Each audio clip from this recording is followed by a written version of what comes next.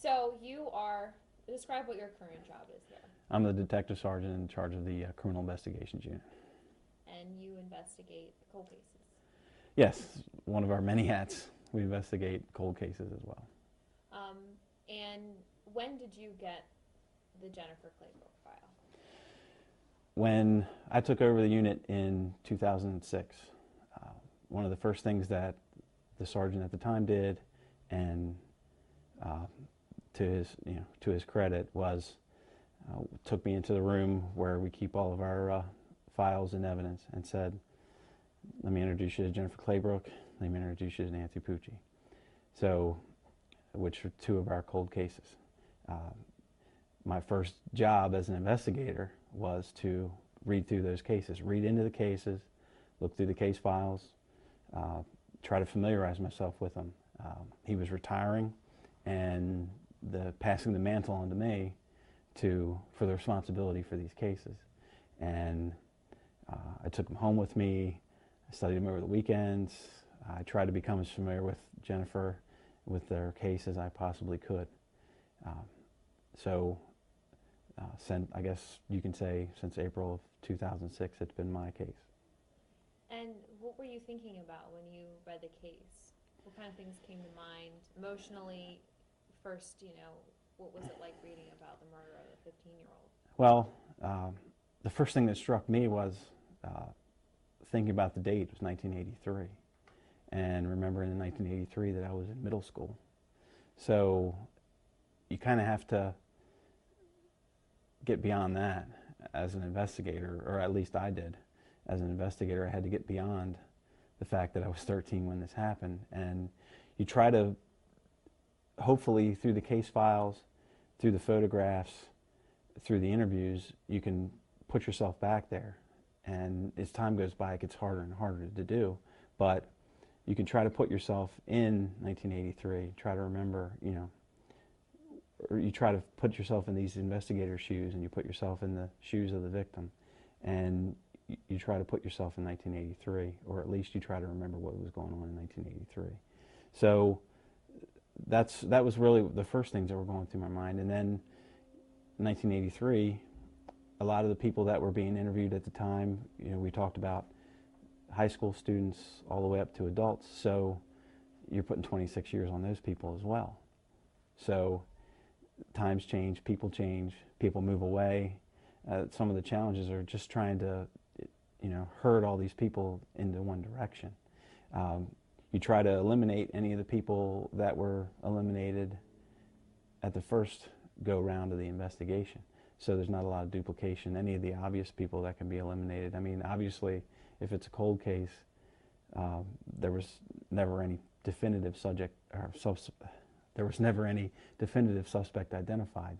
So everyone's a suspect until you can say for sure they're eliminated. So you go back through, and anybody that was eliminated at first, if it pans out that they can be eliminated, they're eliminated. Then you start to look at people on the periphery, people that had any kind of history. So, I mean, that was kind of job one, and that's kind of where I've been with the case. How daunting is it to get this? I mean, the box is huge, full of papers and maps and everything, and to sit there and try and put yourself into a time period where you were just a young kid and try to imagine what a very extremely changing community looked like at that time, and trying to imagine what this girl went through, and then trying to figure out who killed her. I mean, what a daunting task. It's difficult. It's very difficult. It's an emotional thing. Uh, Again, you don't, I was 13, she was 15, so we were kind of contemporaries at the time. I can't imagine what my mother would have been going through had something happened to me in 1983. So you just try to, do what you can. You compartmentalize. I mean, I can show you later on. I'll show you what that scene looks like now. But you try to remember what was going on. I had some excellent resources to go back on. Sergeant Swam is an excellent resource to go back on. Sergeant Harward, who was the original investigator assigned to the case, I've been able to reach out to him and talk about things when things have come up over this time period while I've been doing this investigation. I can bounce ideas off of him. Did you look at this? Did you think about this? Have you spoken to this person? What were they like then versus what maybe they're like now?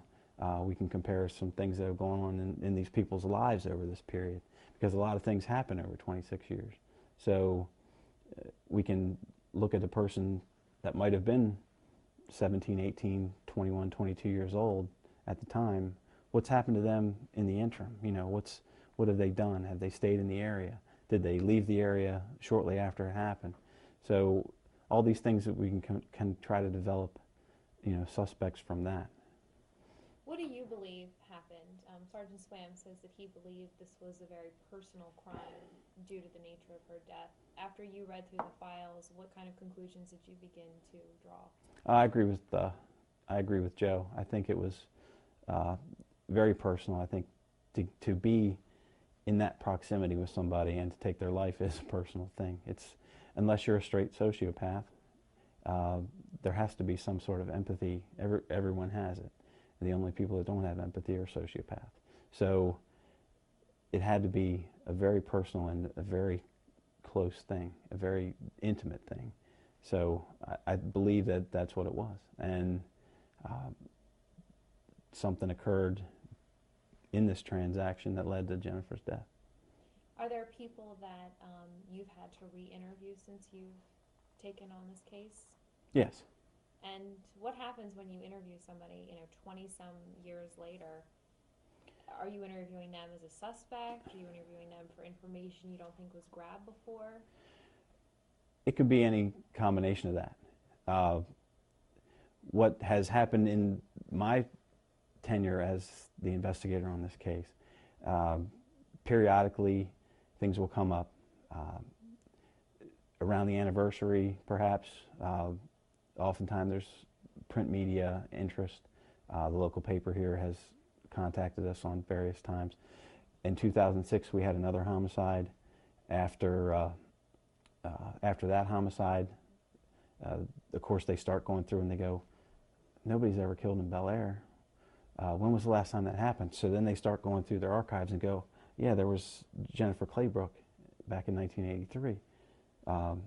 Wonder what's going on with that case. So that's when they call us, and then a story will run, a feature will run in the paper, and we'll get a phone call from a friend of Jennifer's or a friend of Mrs. Claybrook's, and they'll say, did you ever look at this, or can you look into this person, or can you look into was this ever investigated? And that's what we'll do. And calling these people is not an easy thing, especially when you're talking about something that happened in 1983. But again, we'll talk about empathy. People that are concerned want to help, and that's where, I think that's the vein that you go at people. Mrs. Claybrook's still out there. She's getting up there in age. There's going to come a point where, she may not get the closure that she needs. And when you go at people with that angle, to help Mrs. Claybrook get the closure that she needs and help the community get the closure that it needs, then people do tend to try to help. The last few tips that we've gotten, again, connected to either news stories or phone calls, we have been able to investigate. Sometimes it leads to a dead end. Sometimes it's given us a moment where we go, that might need a little bit more following up. So every investigation, until there's somebody arrested, is an active investigation. The fact that it's a cold case means it happened a long time ago and we don't have an arrest, but it doesn't mean that we've forgotten about it.